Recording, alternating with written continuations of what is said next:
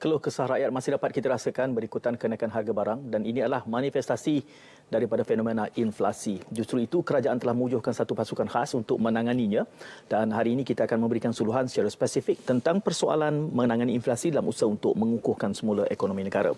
Untuk tujuan itu bicara naratif secara langsung dibawakan pada malam ini bersama tetamu menemani saya di studio waktu ini Yang Berhormat Tan Sri Datuk Seri Panglima Anwar bin Haji Musa, Menteri Komunikasi dan Multimedia dan juga merangkap pengurusi pasukan khas jihad menangani inflasi. Assalamualaikum Tan Sri. Waalaikumsalam warahmatullahi. Ya, saya tak pasti. Asalnya saya ingin mengucapkan tahniah mempengurusikannya, tapi saya kira itu satu kerja yang besar. Yang apakah tahniah itu wajar atau tidak? Begitu saya mendoakan. Kalau diberi pilihan ini bukanlah satu jawatan kuasa yang digemari, tetapi ia satu tanggungjawab. Ya, justru saya mengucapkan terima kasih kerana kesediaan Tan Sri untuk tampil dalam bicara naratif ini.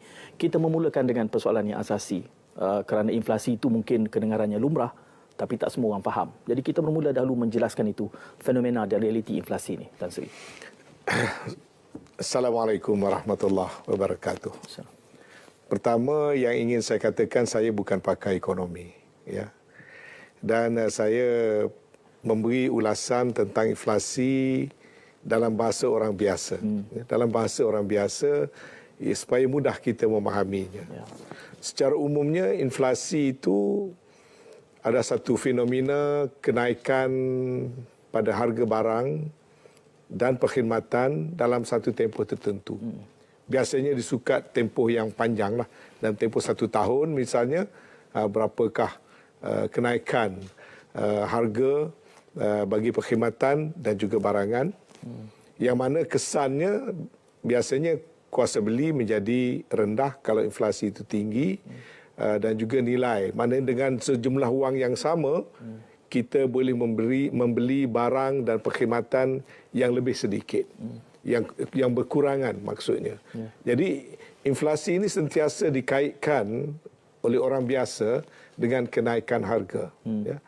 Dan kita tahu inflasi itu satu perkara yang mempunyai sebab musabab yang berbagai-bagai, yang tidak semua orang dapat memahaminya, kerana bagi pengguna dia hanya merasakan berlakunya inflasi apabila harga barang yang lazim dibeli atau perkhidmatan yang lazim mereka membayarnya, mereka terpaksa membayar dengan harga yang lebih tinggi. Dan biasanya kenaikan harga yang berterusan itu menyebabkan inflasi itu lebih terasa apabila kuasa beli atau nilai wang yang ada dapat membeli sejumlah barang yang lebih sedikit ataupun terpaksa membayar dengan harga yang lebih banyak bagi produk-produk dan barang tertentu. Dan akhirnya dia akan memberi kesan kepada kos sara hidup secara keseluruhannya. Dan itu satu fenomena yang perlu ditangani. Dan sebelum kita menanganinya, kita perlu terlebih dahulu memahami kerana bentuk-bentuk inflasi itu ada berbagai-bagai, puncanya berbagai-bagai. Misalnya ada yang mentarifkan inflasi itu sebagai cost push inflation, yakni inflasi yang diakibatkan oleh kos yang semakin meningkat, ataupun inflasi berpunca daripada demand pull inflation, iaitu kerana demand yang makin meningkat, yang mungkin supply tidak seimbang, maka harga juga naik.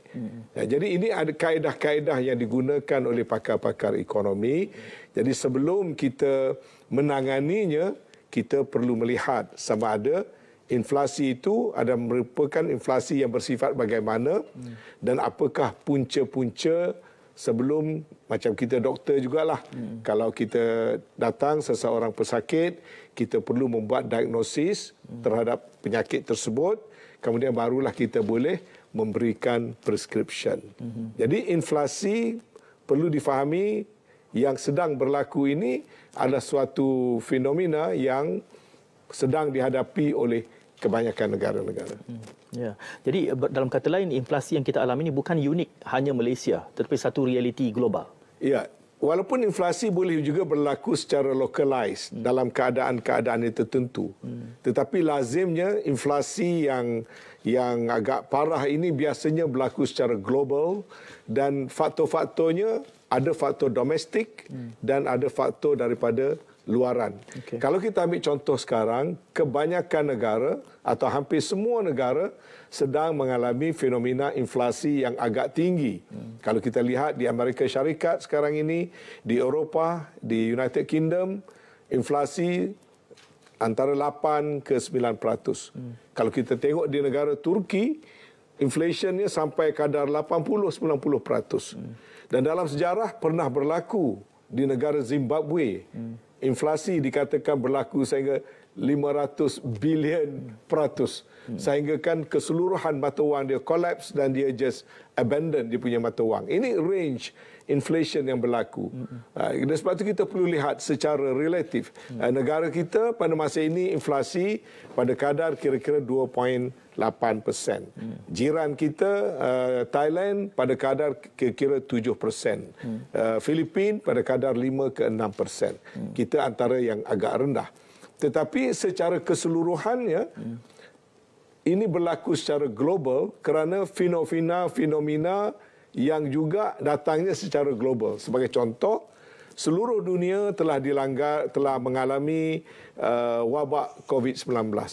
Ekonomi menjadi terhenti, production dapat dikurangkan, demand tidak tinggi kerana orang tidak menjalankan pelbagai aktiviti, kilang-kilang mengurangkan production dan sebagainya.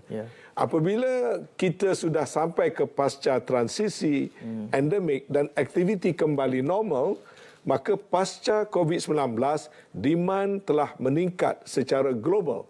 Itu faktor yang berlaku secara global. Yang kedua, perang. Apabila berlaku perang Ukraine dengan Rusia, maka dia telah menjejaskan bekalan dan perkhidmatan berbagai-bagai produk yang menjejaskan juga perdagangan dunia. Kemudian ada lagi faktor-faktor yang lain, terutama sekali kenaikan harga minyak. Kita tahu kalau kenaikan harga minyak macam sekarang ini melebihi $100 Amerika bagi satu barrel, kesan daripada kenaikan harga minyak ini dia banyak sekali pergi kepada pengeluar-pengeluar lain, industri dan sebagainya, pengangkutan dan sebagainya. Jadi bila ini berlaku, inflation berlaku di negara-negara lain, lambat laun dia terpaksa juga sampai ke negara kita kerana kita adalah salah satu daripada 25 negara yang ditakrifkan sebagai trading nation. Negara-negara berdagang seperti Malaysia yang banyak mengeksport dan juga banyak mengimport, maka inflasi yang berlaku di luar negara akan juga akan menjejaskan kita. Jadi perlu kita fahami inflasi negara kita ini bukanlah akibat daripada faktor domestik semata-mata, tetapi besar sekali bergantung kepada faktor-faktor yang berlaku secara luaran yang sedang melanda kebanyakan negara-negara sekarang. Tapi faktor domestik juga memang ada yang berlaku secara domestik. Soal saya kata tadi cost push and demand pull inflation yang berlaku secara domestik, faktor pengeluaran domestik, demand peringkat domestik itu memang ada. Jadi sekarang ni kedua-duanya datang serentak, maka kita boleh melihat trend inflasi itu mula menunjukkan peningkatan. Tan Sri, kini diwujudkan pasukan khas ini, pasukan khas menangani inflasi. Tan Sri mengemudinya sebagai pengerusi. Mungkin kita lihat terma rujukan operasi pasukan ini dan soal bagaimana ianya akan dilakukan dalam kerangka sebuah pasukan khas begitu. Ya, sebuah kerajaan yang baik ialah kerajaan yang responsif. Ya. Kalau kita still business as usual, walaupun sememangnya inflasi negara kita secara relatif jauh lebih rendah daripada negara lain. Tetapi kita kena faham satu perkara. Hal yang berkaitan dengan inflasi ini, isunya ialah cara menanganinya. Bukan menghapuskan inflasi, bukan menghapuskan kenaikan harga barang. Sebab inflasi itu ada impak negatif dan dia ada kesan positif.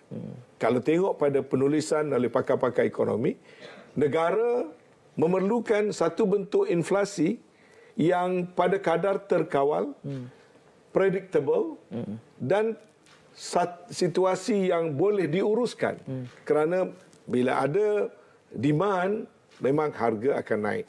Demand akan membawa kepada pertumbuhan ekonomi. Kerana bila ada permintaan, maka aktiviti pengeluaran akan berlaku.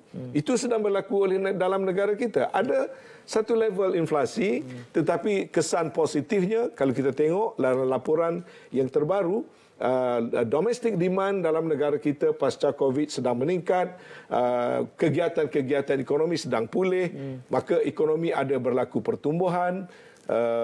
Bank negara dan juga IMF meramalkan akan ada pertumbuhan antara 5 ke 6% begitu.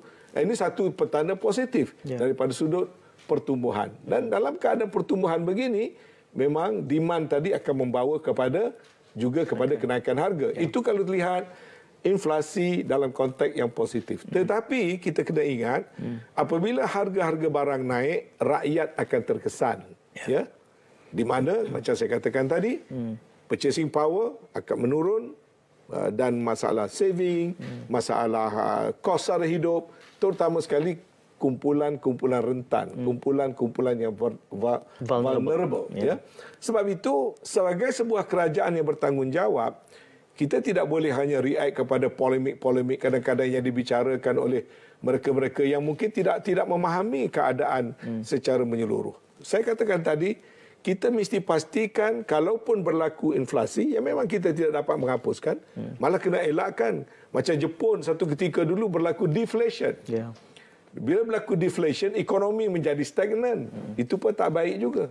Bila ekonomi stagnan, akan berlaku retrenching, akan berlaku pengangguran. Itu kesan dia kalau berlaku deflation. Tapi inflation pada kadar yang terkawal, memerlukan tindakan-tindakan dilakukan secara proaktif. Sebab itu kerajaan sekarang ini mengambil langkah menubuhkan jawatan kuasa ini. Jawatan kuasa ini bukan jawatan kuasa untuk nak menghapuskan inflation. Jawatan kuasa ini ialah untuk menangani impak daripada inflasi. Dan dia bukan hanya jawatan kuasa ini yang boleh melakukan. Sebab kita tahu dia melibatkan berbagai-bagai kementerian, berbagai-bagai agensi. Malah kita ada, kalau ada yang terkait dengan inflasi ini, apa dia? Mekanisme dia. Pertama, monetary policy. Itu bank negara. Mengawal cost of production. Itu mungkin satu bawah beberapa kementerian, termasuk MITI dan sebagainya. Tentang trade dan sebagainya. Di satu pihak pula soal orang awam, itu Kementerian Pembangunan Wanita dan sebagainya. Soal peniaga-peniaga, maka Kabinet HP nak kawal harga dan sebagainya. Jadi dia melibatkan pelbagai kementerian dan agensi yang perlu menanganinya. Jadi sebab itu misal orang tanya, kenapa dah ada NACOL, ada majlis majlis kos sara hidup, tapi ada pula ini pasukan khas. Dia bezanya ialah NACOL tu untuk buat dasar, dia bersidang mungkin 2 bulan sekali. Tetapi jawatan kuasa ini perlu bertindak almost day-to-day basis. Sebab kita kena melakukan intervensi dalam masa yang lebih cepat dan pantas dan rentas kementerian. Saya ambil satu contoh. Bila harga ayam tiba-tiba mencanak naik, kita tak boleh nak tunggu NACOL meeting yang membuat dasar, kerana dia ada mekanisme yang kita boleh address pada jangka masa yang pendek. Jadi bila kita tengok di mana dalam rantaian bekalan ayam itu, di mana intervensi boleh segera buat. Walaupun kita boleh saja biarkan saja market forces. Tapi kita tahu dalam kajian kita, kalau kita biarkan market forces, maka rakyat akan membayar harga ayam seperti negara-negara lain. RM12, RM11, 1 kilo. Jadi itu akan menjejaskan rakyat biasa. Sebab semua orang kita makan ayam. Malah rekod menunjukkan rakyat Malaysia lah antara negara yang menunjukkan konsumsi ataupun penggunaan ataupun makan ayam paling banyak sekali. Ya maklumlah, orang kaya, orang miskin, luar bandar kan semua makan ayam dalam kehidupan kita. Jadi kita tak bolehlah biarkan begitu. Maka kita kena ada intervensi. Maka kita buat kajian bagaimana nak buat intervensi di peringkat mana? Di peringkat parent stock, grandparent stock, day old chick, peringkat farm, peringkat pemborong, peringkat retail. Di mana kita nak kena study dan ambil tindakan. Dan akhirnya kita terus buat ketetapan, kita memberikan satu bentuk subsidi yang melibatkan 370 million kerajaan mensubsidikan di peringkat penternak.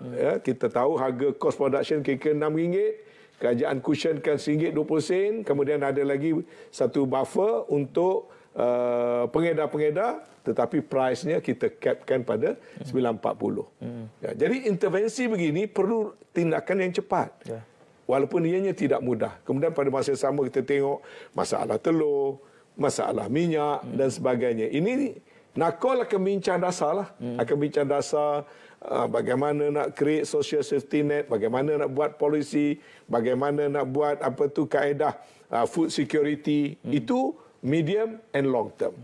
Jawatan kuasa ini ialah untuk bertindak secara pantas untuk mengekang, terutama sekali melindungi rakyat-rakyat biasa daripada terkesan teruk, daripada kenaikan harga yang tidak terkawal. Ya, Tan Sri, sejurus kita kembali daripada berjeda seketika nanti, ingin kita kongsikan, bertanyakan kepada Tan Sri tentang jawatan kuasa ini, pasukan ini, apa yang telah dilaksanakan, meskipun secara relatifnya ia masih baru.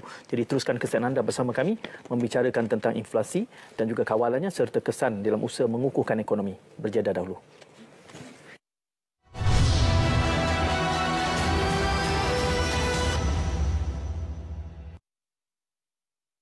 Tema dan logo Hari Kebangsaan dan Hari Malaysia 2022. Pemilihan tema adalah selari dengan konsep keharmonian keluarga Malaysia. Keluarga Malaysia merujuk kepada masyarakat yang hidup aman damai dan bersatu padu dalam keterangkuman, kebersamaan dan kesyukuran. Perkataan teguh bermaksud kukuh, kuat dan erat. Perkataan bersama membawa maksud bersama-sama, berserta atau bergandingan. Manakala frasa teguh bersama mendukung maksud kekuatan dan kesepaduan yang dicapai secara kolektif serta mampan. Logo berkonsepkan jalur liputan internet melambangkan pembangunan infrastruktur, sistem komunikasi serta pendigitalan yang semakin maju dan berkembang untuk kemudahan rakyat. 3 jalur biru, merah dan kuning merupakan cerminan keluarga Malaysia yang terdiri daripada pelbagai kaum dan latar budaya serta hidup harmoni. Titik merah melambangkan jati diri dan semangat patriotik yang menjadi teras pembentukan negara berdaulat dan berwawasan. Dan kedudukan yang berselang-seli melambangkan keterbukaan dalam meraikan perbezaan dan kepelbagaian demi kemajuan bersama. Layari www.merdeka360.my untuk maklumat lanjut. Saya tercari-cari tempat letak kereta. Puas cari tak jumpa-jumpa. Saya tengok jam. Alamak, dah lambat. Barang bini tak beli lagi. Lepas tu, cantik. Ada kosong. Saya keluar, saya kunci pintu. Terus masuk pasar raya. Saya pergi rak cari sarden, santan, buah. Yang lain tak sempat, lalu saya keluar. Buka pintu kereta, pasang tali pinggang keledar, betulkan cermin belakang, baru nak start enjin. Sekali nampak abang. Saya buka pintu, alamak, macam itulah cerita saya. Saya minta maaf ya. Sekarang awak dengar cerita saya pula. Tadi saya pun dari dalam. Lepas tu saya dapat mesej mak saya tenat. Saya pun nak cepat. Saya tak boleh masuk kereta. Macam mana saya nak masuk? Kereta awak halang pintu saya. Saya minta maaf sekali lagi ya. Kenapa perkara beginilah yang menyebabkan kami OKU tidak berupaya? Pembentukan pasukan ini adalah untuk mengukuhkan jalinan kerjasama pelbagai agensi dan dia akan diperkembangkan mengikut keperluan. Jawatan kuasa ini akan menekankan kepada aspek penguatkuasaan dan tindakan-tindakan yang akan diambil daripada semasa ke semasa secara berterusan.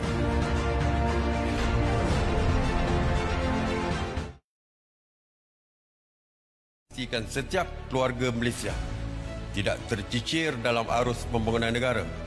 Kerajaan Tuanku sentiasa menambah baik program dan agenda perlindungan sosial di seluruh Semenanjung, Sabah dan Sarawak. Kerajaan Tuanku telah melaksanakan fasa pertama program pembasmian kemiskinan tegar keluarga Malaysia pada bulan lepas, melibatkan 80 lokaliti bandar luar bandar termasuk perkampungan orang asli bagi membawa mereka keluar dari kepompong kemiskinan.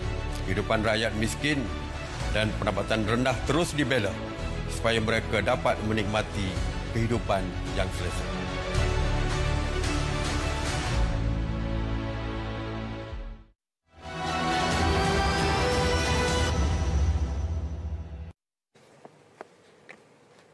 Anda kembali menyaksikan Bicara Naratif dan pada malam ini secara langsung kita membicarakan tentang bagaimana menangani inflasi bagi mengukuhkan semula ekonomi. Tetamu yang dibawakan pada malam ini adalah Yang Berhormat Tan Sri Datuk Seri Panglima Anwar bin Haji Musa, Menkom, dan juga merupakan pengurusi pasukan jihad menangani inflasi. Tan Sri, saya bangkitkan tadi soal kewujudan pasukan ini. Tan Sri mempengerusikannya dan kita sudah bercakap soal cabarannya. Apa langkah yang telah diambil oleh pasukan ini secara relatifnya sebagai sebuah entiti yang masih lagi baru? Macam saya katakan tadi, saya akan mengendalikan jawatan kuasa ini sebagai satu jawatan kuasa bertindak. Mana yang pentingnya adalah action, ya. Bukan soal penggubalan dasar. Penggubalan dasar tu pada saya ada forum-forum lain, jawatan kuasa lain dan sebagainya. Yang ini itu saya gunakan istilah menangani inflasi, artinya menangani impak daripada soal kenaikan harga dan melakukan intervensi-intervensi seawal mungkin. Sebagai contoh, walaupun kita baru 2 kali mesyuarat, baru tak sampai 2 minggu penubuhan, kita terus pergi kepada apa problem yang sedang dihadapi. Hari itu kita kata problem ayam. So now kita stabilizekan, ya. Kita pastikan sistem berjalan, supply kita kena cek supply ada cukup. Kalau supply dalam negara tidak cukup, sekarang kita membuka boleh membawa masuk ayam bulat dalam bentuk import bagi memastikan kita ada supply yang cukup. Mereka kena laporkan pada jawatan kuasa kita. Supply sentiasa berada pada tahap cukup di mana orang Malaysia consume 2.2 juta ekor ayam sehari. So pastikan sebab tidak berlaku shortage dari supply yang menyebabkan tekanan harga naik lagi. Dan kemudian kita memastikan sistem yang telah kita set berfungsi, iaitu peladang-peladang dapat membuat tuntutan untuk subsidi yang diberikan dengan cara dipermudahkan. Dulu memakan masa 30 hari ke 90 hari. Sekarang ni kurang daripada 30 hari, dalam masa 2 minggu pun mereka dah boleh settle. Jadi komiti ini akan monitor keseluruhan rantaian yang berkaitan dengan perbekalan ayam supaya harga distabilkan. Dan alhamdulillah sekarang ini kita dapati harga ayam dapat kita stabilkan, malah ada tanda-tanda menunjukkan harga dijual lebih rendah daripada harga ceiling yang kita tetapkan. Dan kita perlu berada on the ground. Saya pergi tengok di pasar. Jawatan kuasa ahli-ahli yang lain juga dikendaki turun sentiasa daripada semasa ke semasa. Itu kalau kita ambil soal harga ayam. Apa lagi yang jadi menghantui orang ramai? Harga minyak. Ya, orang mungkin boleh buat bising, tapi kalau tidak ada tindakan, keadaan tidak akan berubah. Atau kalau kita biarkan market forces, maka dia akan menjadi lebih parah. Jadi begitu juga dengan harga minyak. Kita lihat kepada seluruh rantaian, kita identify problem di mana, katakanlah ketirisan, di mana ketirisan, dan komite jawatan kuasa akan mengarahkan tindakan membendung ketirisan. Ada yang kita boleh buat, ada yang kita buat tapi tidak berjaya sepenuhnya, maka kita akan melihat lagi. Semalam saya dan jawatan kuasa memanggil semua pengilang-pengilang yang terlibat dalam mengeluarkan minyak untuk membuat libat urus. Mereka menerangkan apa masalah yang mereka lalui. Saya bagi pihak kerajaan dan jawatan kuasa akan menerangkan pula apa harapan daripada kita dan kita bincang, sebab antaranya kita nak tengok harga minyak diturunkan. Macam harga minyak masak ini saya akui berlaku sedikit mungkin tidak berapa kemas sewaktu kita menguruskan soal menyelaraskan subsidi. Ya. Sebenarnya subsidi minyak itu bukan saja dikekalkan, tapi ditambah sebab harga minyak naik tinggi. Asalnya dulu subsidi hanya memerlukan perbelanjaan kira-kira 500 juta. Tahun lalu dengan naiknya harga minyak perlukan kepada 2 bilion. Kita menambah sehingga 2 bilion. Dan pada tahun ini separuh 6 bulan yang pertama harga minyak naik lagi mensubsidi minyak masak untuk 60,000 metrik tan. Itu tanggungan kerajaannya sampai 4 bilion. Dan kita terus tambah. Ya. Tambah dari segi jumlah keuangan untuk mensubsidi. Tak pernah dikurangkan pun. Cuma tinggal lagi pada baru-baru ini, ada satu program subsidi untuk masa COVID. Itu program subsidi sementara. 25,000 kg minyak masak dalam botol. Yeah. Dan diberikan juga subsidi kerana waktu itu aduannya nak beli sekilo ni orang boleh keluar jarang-jarang, banyak kena berkurung dan sebagainya. Jadi nak memudahkan semasa PKP, diadakan program subsidi sementara. Okay. Asalnya untuk 3 bulan, kamu sambung 3 bulan, sambung 3 bulan. Jadi bila selepas dah pasca COVID sekarang ini, kita nak normalizekan. Yeah. Bila kita nak normalizekan, kita dapati berlaku satu kekeliruan tentang minyak subsidi. Minyak subsidi sepatutnya dalam paket. Tapi ada juga minyak subsidi dalam botol. Jadi kawalan dah timbul satu masalah. Lalu diputuskan minyak subsidi hanya akan ada dalam bentuk paket. Maka nak dialihkanlah subsidi yang dalam botol tadi dalam 2 bentuk. Pertama, continue subsidi dalam bentuk minyak paket. Kedua, sebahagian pada penjimatan tu diberikan balik dengan menambah bantuan keluarga Malaysia daripada 2,500 jadi 2,600. Tambah lagi 100. Tapi kerana mungkin kita punya communication plan pada masa itu tidak begitu jelas, maka berlaku confusion. Orang ingat kita dah nak tarik subsidi. Dah ada pula TikTok kata 31 lepas 31 hari bulan Julai sudah tidak ada lagi subsidi. Ada pula lah panic buying. Adalah pula yang simpan stok minyak yang murah dulu, simpan dengan takut lepas ini minyak akan jadi mahal. Maka berlaku pula shortage. Jadi itu juga terpaksa jawatankuasa ini membuat koreksi segera. Jadi dalam meeting bila saya panggil, kita bincang bagaimana shortage supply ni macam mana. Ada yang sementara ke bentuk kekal. Ketirisan ni macam mana. Jadi itu telah pun kita kenal pasti. Dan dalam perbincangan kita dengan pihak industri semalam, minyak sawit akan diturunkan harga dalam masa yang terdekat. Tan Sri, daripada penjelasan Tan Sri ini memberikan gambaran kepada saya sekurang-kurangnya 2. Satu, cabarannya adalah penyelarasan. Kementerian, merentas kementerian.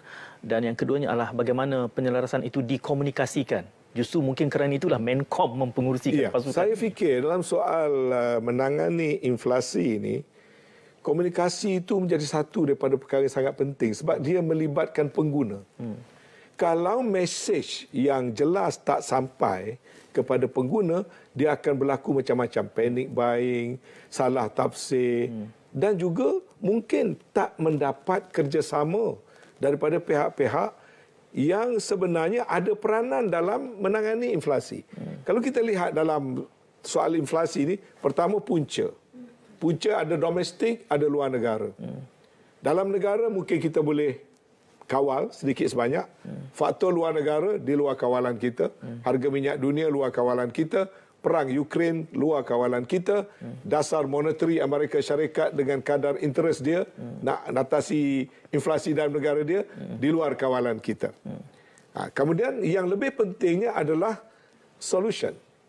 Solution ini ada solution yang boleh dijalankan oleh kerajaan. Ada solution yang boleh dijalankan oleh peniaga. Ada solution yang boleh dijalankan oleh pengeluar. Dan solution yang boleh dijalankan oleh para pengguna. Nah, ini kalau kita tengok daripada teorinya berbagai. Kalau kerajaan misalnya, apa dasar fiskal kerajaan? Apa dasar monetary kerajaan yang ditentukan oleh bank negara? Apa dasar dalam memberikan price intervention termasuk subsidi? Itu kerajaan kena buat, kena duduk, kena fikir. Dan macam dalam konteks negara kita, kita sanggup berbelanja sampai 77 bilion untuk minyak sahaja. Dah 33 bilion kita memberikan subsidi sebab kita tahu kalau minyak ni mahal, kesannya besar pada benda-benda lain. Jadi kita laksanakan itu. Itu kerajaan. Pengeluar kena tingkatkan efisiensi. Kena pastikan kos rendah. Sebab kalau kos dia tinggi, dia akan pas kos tadi kepada pembeli-pembeli. Penggunaan teknologi, penggunaan ekonomi digital dan sebagainya, meningkatkan efisiensi, meninggikan produktiviti dan sebagainya. Itu daripada sudut pengeluar. Tetapi pengguna juga pun ada peranan dia, iaitu Jangan lakukan panic buying. Jangan sorok barang. Jangan lakukan penyeludupan. Ya? Ataupun juga di mana boleh, habit kita supaya rendahkan sikit demand, di mana boleh berlaku penjimatan dan sebagainya. Jadi semua segmen tu ada peranan.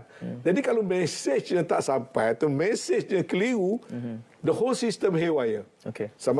Sementara kerajaan tak boleh nak handle, nak menyelesaikan masalah, di sini sudah berlaku keadaan yang chaotic di mana panic buying, sorok, seludup dengan lebih banyak.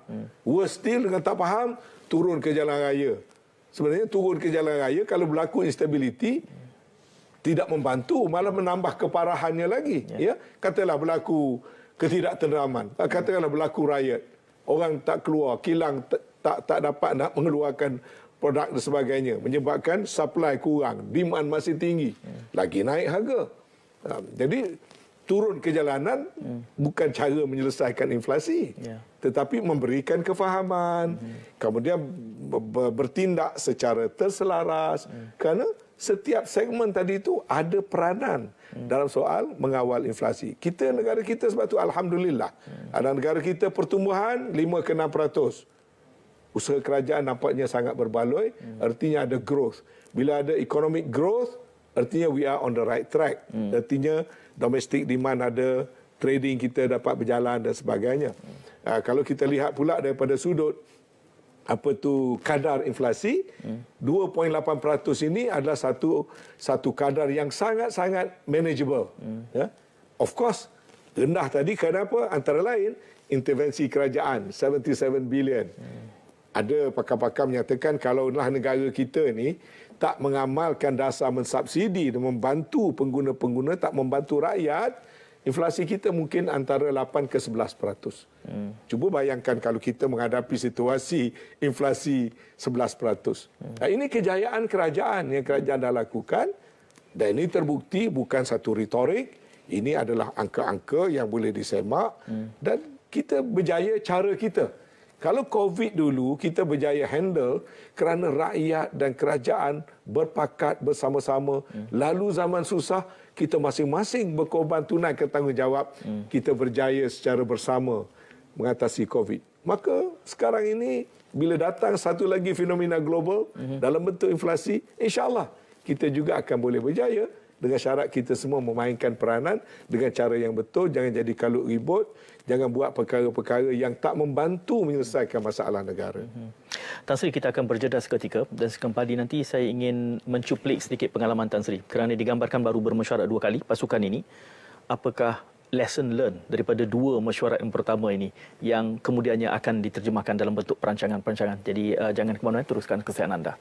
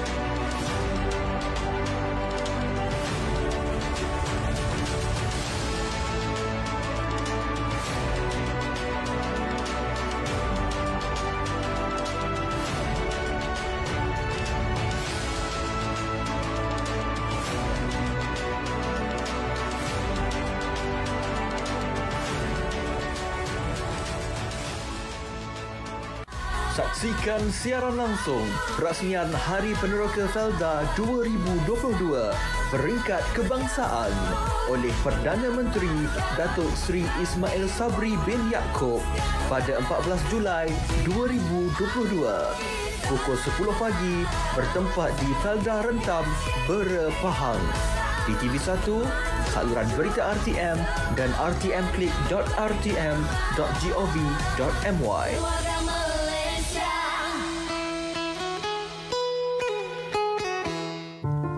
Perkhidmatan perubatan di seluruh negara memerlukan 2,000 beg darah setiap hari.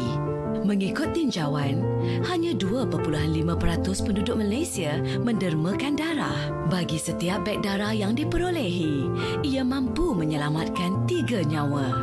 Kami perlukan darah anda. Jom derma darah.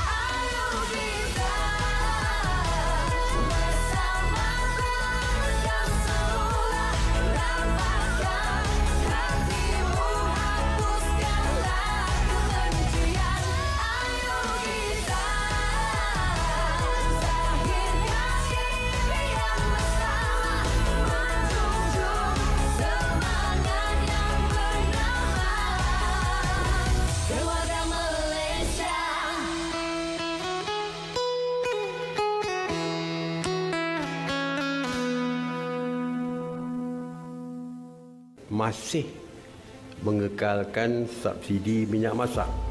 Subsidi yang ditanggung oleh kerajaan adalah untuk kategori minyak masak kampit ataupun paket dengan harga RM2.50 bagi 1 kilogram berbanding dengan harga pasaran sebenar iaitu RM9 bagi 1 kilogram untuk kegunaan domestik, kegunaan rumah. Subsidi minyak masak untuk paket ini yang bermula 2007 masih lagi dilaksanakan oleh kerajaan hari ini dan tidak ditarik balik seperti yang digambarkan oleh setengah-setengah pihak di luar sana.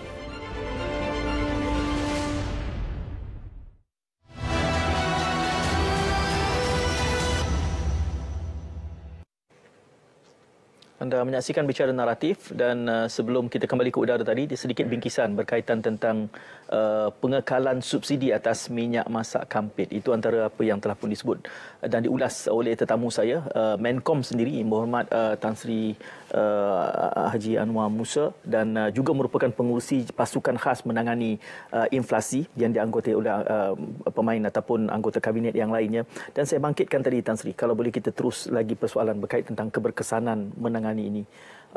Tan Sri sendiri menyebutkan bahawa pasukan ini baru sempat bertemu sebanyak 2 kali. Apa penemuan awal apabila melihat bahawa perlunya pendekatan merentas kementerian ini yang kemudiannya perlu diterjemahkan dalam bentuk, Tan Sri mengatakan pasukan ini adalah action oriented. Tan Sri, saya rasa yang paling penting sekali yang saya pelajari atau mula memahaminya ialah sesebuah kerajaan kita perlu manage sesuatu perkara itu secara terperinci. Jangan kita telan saja apa yang datang kepada kita ataupun dijelaskan kepada kita oleh industri. Kerana tendensi tiap-tiap satu perkara itu, dia biasanya kalau tidak dikawal, dia akan bergerak ke arah monopoli dan kartel. Ini yang saya nampak. Semua perkara, bila ada ruang membuat untung dan manusia ni ada sifat tamaknya barangkali, akan mula berlakulah berbagai-bagai bentuk manipulasi di luar sana. Dan kerajaan mesti berani untuk mengubah sesuatu kalau kita dapati ianya tidak memberikan kepentingan, keuntungan, kebaikan kepada rakyat terbanyak. Kerajaan mesti tegas dan kena berani mengambil tindakan-tindakan. Sebagai contoh, kalau kita ambil ayam dulu, dia punya market ni dulu sangat terkawal. Di mana ayam import tak boleh masuk. Import ayam bulat tak boleh masuk. Pengeluaran hanya daripada dalam negara saja. Tapi yang keluar dalam negara sebahagiannya dieksport juga. Ya? Dan sos bekalan itu hanya ditentukan oleh 3-4 players sahaja. Daripada grandparent stock, parent stock, day old chick, itu sebenarnya 4 syarikat saja dalam Malaysia ini.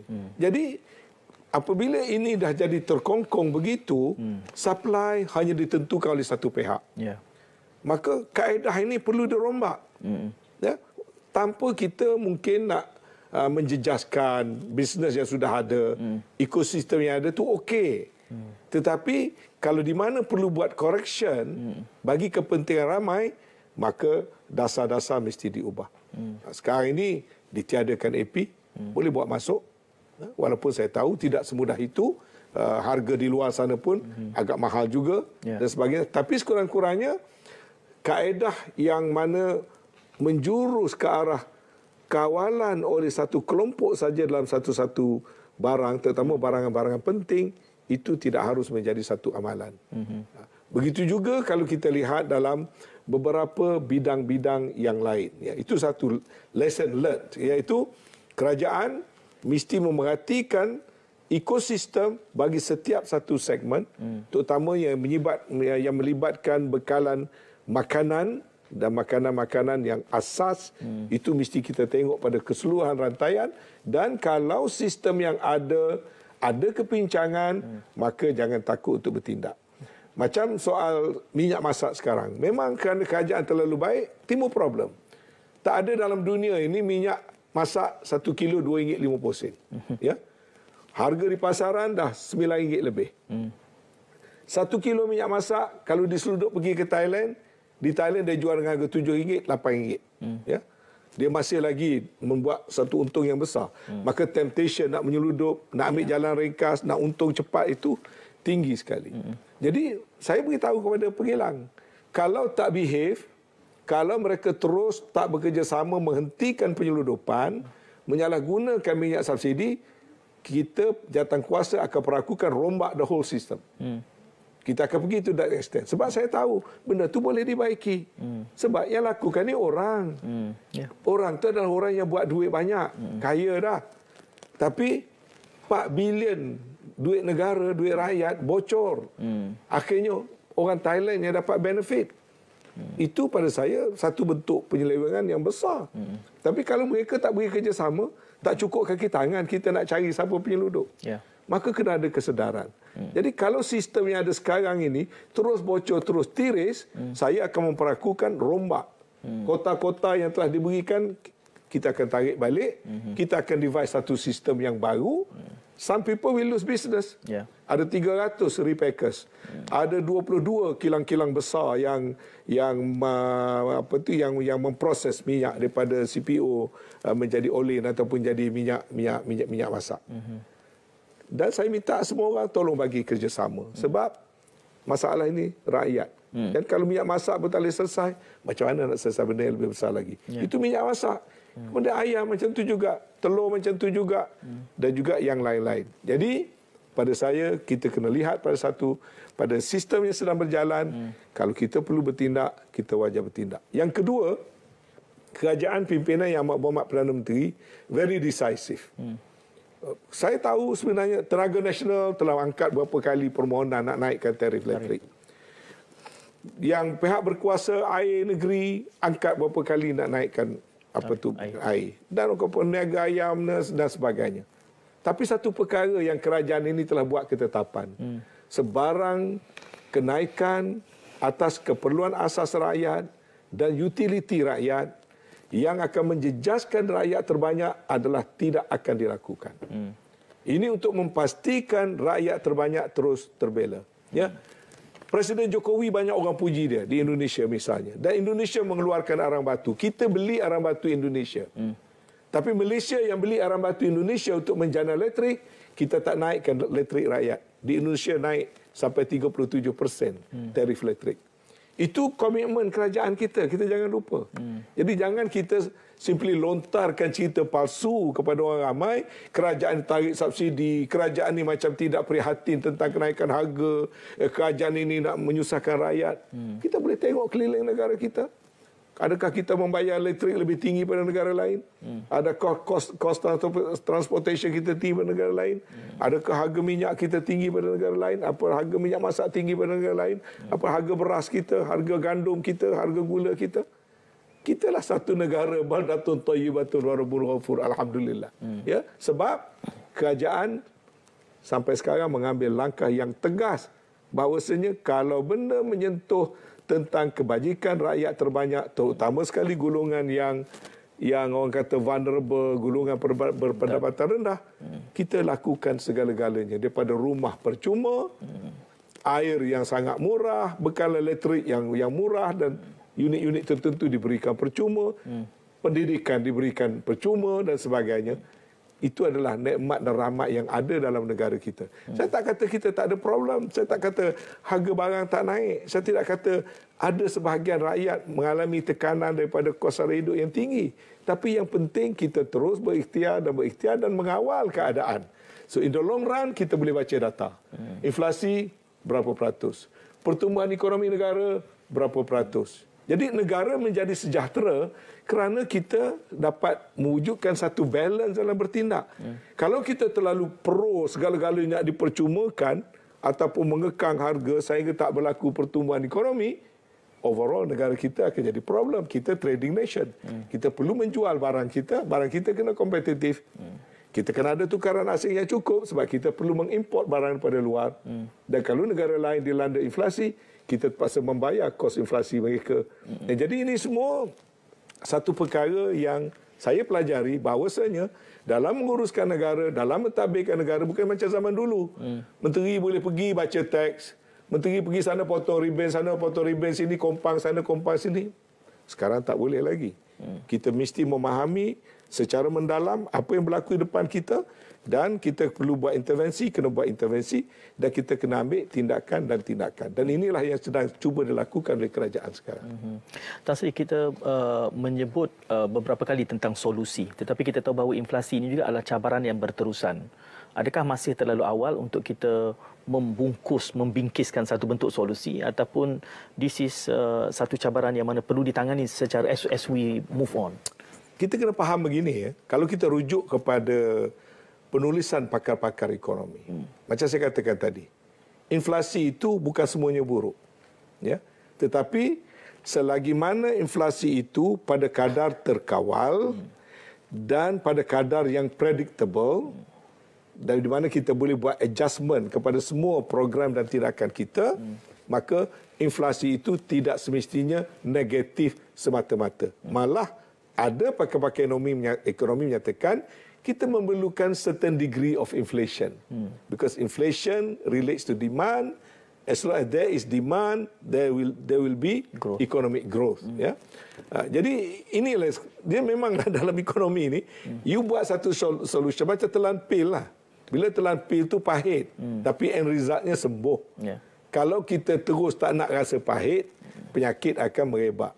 Supaya juga bila banyak orang tak faham, misalnya saya pun sebenarnya tak berapa faham, tapi melalui pembacaan dan perbincangan kadar interest. Sebenarnya satu daripada weapon yang digunakan oleh pakar-pakar ekonomi di kebanyakan negara, cara nak menyejukkan kadar inflation dengan dia menaikkan kadar faedah. Tapi kita tahu naikkan kadar faedah ni menyusahkan orang. Terutama orang yang sedang meminjam. Bila kita ubah kadar faedah, dia kena bayar lebih kepada pinjaman bulanan dia. Tetapi itu jugalah satu tool yang digunakan supaya bila kadar faedah dinaikkan, nilai mata wang kita menjadi lebih kukuh kerana kita menawarkan interest yang lebih baik, menarik orang, mendorong orang untuk datang melabur, datang menyimpan. Pada masa yang sama di peringkat domestik, bila interest tinggi, kita sejukkan sikit permintaan demand supaya kita dapat mengawal, reserve kita dapat lebih kukuh, bank jadi lebih kuat dan nilai mata wang lebih mengukuh. Jadi sebab nilai mata wang dengan inflasi itu dia macam berkait-kait. Jadi sebab itu dan banyak orang tak faham penentuan penaikan kadar interest ini dia tidak boleh diputuskan oleh kerajaan. Dia tidak diputuskan oleh Jemaah Menteri. Bank negara dengan akta dia tu dia independen, dia sendiri, dan di bawah bank negara ada dia panggil jawatan kuasa dasar monetary. Mereka yang akan membuat penilaian bagaimana, dan mereka juga ada peranan bagaimana nak mengurangkan inflasi dengan menggunakan kaedah-kaedah monetary policy. Jadi banyak perkara-perkara yang saling berkait di antara satu sama lain. Jadi saya fikir as long as kerajaan mesti mempunyai satu attitude ya untuk cannot be business as usual, micromanage to certain degree, bukanlah micromanage sampai terlupa tanggungjawab kita membuat dasar. Micromanage artinya melihat satu perkara secara terperinci supaya kita memahami keseluruhannya, kemudian membuat intervensi tertentu dan menggubal dasar-dasar tertentu. Misalnya kalau kita nak pergi kepada pembentangan bajet, dasar fiskal banyak boleh membantu menangani inflasi. Jadi pada saya, untuk negara Malaysia, kita yakin kita akan terus kekal menjadi negara yang dapat menangani inflasi. Bukan menghapuskan, ya. Saya guna istilah negara kita dengan dasar kita, dengan komitmen kita, kesanggupan kita membuat intervensi, kesanggupan kita mengadakan barang kawalan, kesanggupan kita mengadakan barang yang kita sanggup memberikan subsidi dan sebagainya. Saya yakin kita akan kekal sebagai sebuah negara yang dapat menangani dan mengawal inflasi. Kedua, kita tahu inflasi sedikit banyak akan meningkat kerana global trendnya meningkat. Kita yang penting meningkat sebanyak mana asalkan kita boleh anticipate. Bukan meningkat dalam keadaan tak tahu bila nak datang, berapa banyak nak datang. So, segala-galanya kadar rendah, predictable dan pada satu level yang balance. Ada pertumbuhan, ada juga elemen inflasi. Jadi dua-dua ni akan distabilkan melalui kaedah-kaedah yang sedang kita lakukan sekarang. Jadi saya sangat optimistik negara dan kerajaan berkeupayaan mengawal situasi ini. Kita tidak hanya tengok pada makro, kita juga tengok pada mikro. Macam contoh budak-budak universiti. Harga ayam, dia mengadu nasi ayam naik sampai RM8. Kita turun tengok. Dan kita kata kenapa mesti naik sampai RM8 ataupun RM6? Kenapa naik RM1 sepinggan? Ayam hanya naik RM1. Atas 2 kilo ayam 1 ekor, potong 10 pinggan dan naik RM10. Kenapa pula perlu naik sampai RM1? Lepas tu naiklah 20 sen, naiklah 50 sen. Daripada situ kita tengok benda kecilnya. Kita buat intervensi dengan cara berunding. Cari kaedah macam mana? Okey, yang operate kafe di universiti, kita bagi moratorium. Tak payah bayar sewa lah premis. But buatkan makanan student pada harga RM3.50. Hari ini Alhamdulillah. Petang tadi saya suruh pegawai cek semua kampus dah ada makanan semurah RM3.50. It can be done. Still ada profit, insya-Allah. Malah ada barakahnya. Ya. Tan Sri, kita berjeda seketika dengan Bali Jurus selepas ini.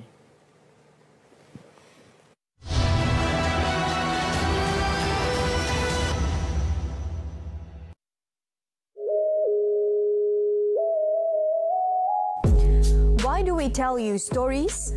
Relevant, New, efficient, accurate, reliable. We bring you extraordinary stories from around the world, from politicians, bankers, and even your favorite celebrities. This and many more on RTM's English News.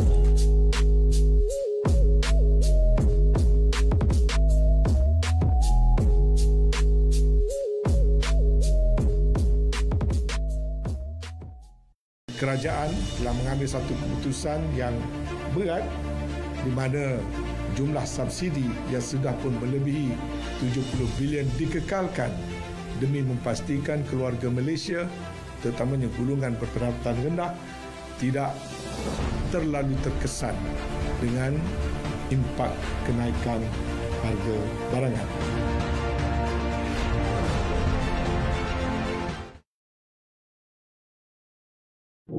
50% daripada kanak-kanak berinteraksi melalui media sosial tanpa pemantauan ibu bapa, manakala 60% kes serangan seksual melibatkan kanak-kanak. Alam cyber telah menjadi sebahagian daripada kehidupan dan penyumbang ke arah kemahiran intelektual. Dengan teknologi yang sentiasa berevolusi, dunia dalam talian kini boleh diakses pada bila-bila masa melalui peranti elektronik. Sebagai ibu bapa, anda perlu sedar bahawa anak anda boleh terdedah dengan ancaman seperti buli cyber, seksual, menjadi ketagihan internet, terlibat dengan permainan dalam talian yang melampau serta ke arah penipuan dalam talian atau scam. Jadilah ibu bapa yang hebat di alam cyber, proaktif, mendidik, bersahabat, mengawal selia dan memimpin mereka. sentiasa bijak, sentiasa selamat bersama ke arah kesejahteraan cyber. Bagi memastikan setiap keluarga Malaysia tidak tercicir dalam arus pembangunan negara, Kerajaan Tuanku sentiasa menambah baik program dan agenda perlindungan sosial di seluruh Semenanjung, Sabah dan Sarawak. Kerajaan Tuanku telah melaksanakan fasa pertama program pembasmian kemiskinan tegar keluarga Malaysia pada bulan lepas, melibatkan 80 lokaliti bandar, luar bandar termasuk perkampungan orang asli bagi membawa mereka keluar dari kepompong kemiskinan. Kehidupan rakyat miskin dan pendapatan rendah terus dibela supaya mereka dapat menikmati kehidupan yang selesa.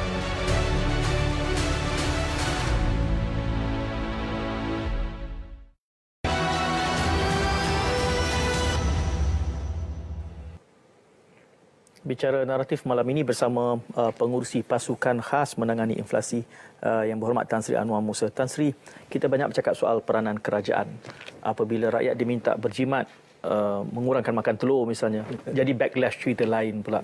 Peranan rakyat dan pesan terakhir Tan Sri. Dia gini, kita janganlah suruh rakyat buat perkara-perkara yang menambah ketidakselesaan. Tentang apa yang rakyat patut buat tu, biar rakyat buat adjustment dia sendiri. Dia lebih tahu, dia menguruskan ekonomi keluarga dia, apa yang dia mampu dan sebagainya. Tapi dari segi kita kerajaan, yang pentingnya kita membuat policy adjustment dan intervention, itu yang lebih penting. Tapi kalau kita bagikan prescription seolah rakyat kena selesaikan sendiri dengan caranya begini. Pada saya itu bukan satu langkah yang baik dan bukan pun satu langkah yang berkesan. Ya. Walaupun saya tak menafikan kalau semua orang kurangkan sesuatu, maka kuranglah demand. Bila kurangkan demand, mungkinlah price boleh juga turun. Adalah teori itu. Tapi kita ada langkah-langkah lain sebagai kerajaan. Kita kena tengok apa yang kerajaan patut lakukan. Soal apa yang rakyat patut lakukan tu biar rakyat buat adjustment sendiri mengikut keupayaan dia, mengikut kesesuaian dia. Tapi dari segi kerajaan ada perkara-perkara yang kerajaan perlu segerakan. Sebab itulah jawatankuasa macam yang saya pengurusikan ini penting, sebab kita mau jadi satu kerajaan yang bertindak, yang proaktif, yang sensitif pada benda yang berlaku dan seterusnya mengambil langkah-langkah secara pantas dan cepat dan decisif. Saya fikir itu lebih penting. Saya tak kata rakyat tak perlu main apa-apa peranan, tapi saya kata di peringkat rakyat, mereka ada berbagai-bagai masalah, mereka boleh membuat adjustment sendiri. Kita boleh jalankan kempen-kempen kesedaran tertentu, tetapi pada saya lebih penting kerajaan itu sendiri mesti mengambil langkah-langkah yang betul, yang tepat supaya rakyat tidak terkesan secara yang orang kata teruk daripada akibat inflasi. Tan Sri, terima kasih kerana kesempatan bersama kami. Saya menjangkakan dengan mempengurusikan jawatankuasa ini makin banyak kenyataan yang kita nanti-nantikan daripada Tan Sri. Dan terima kasih sekali lagi. Jumpa lagi insya-Allah. Kepada semua penonton juga, terima kasih diucapkan atas perhatian anda. Assalamualaikum dan salam muhibah.